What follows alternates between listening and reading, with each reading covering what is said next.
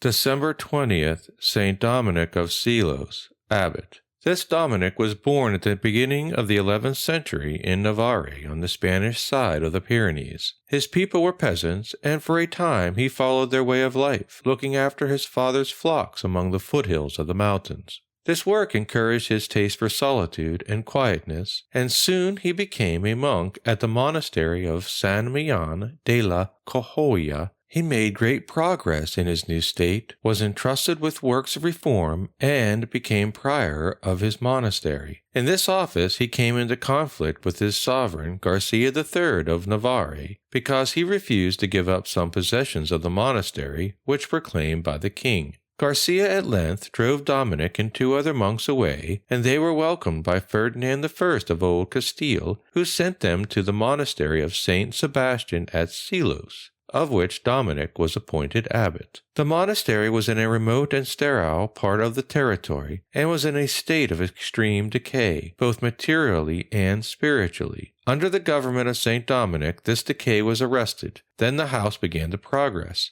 and eventually he made it into one of the most famous in Spain. Many miracles were recorded of Saint Dominic in the course of his work, and it was said that there were no diseases known to man which had not been cured by his prayers. The charity of the saint was not concentrated only to his monastery, but was extended to all who suffered afflictions. His gift of miracles drew to the convent the blind, the sick, and the lame, and it was by the hundreds that he cured them, and is still evident today from the ex-votos of the chapel where his relics are conserved. The balls and chains, iron handcuffs, and the like, which are seen suspended from the vault there, attest also to his special charity for the poor Christians held captives by the Spanish Moors. He often went to console them and pay their ransom, thus preluding the works of the Order of Our Lady of Ransom, founded in the year 1218, 145 years after his death. The Roman martyrology refers to the belief that Christian slaves among the Moors,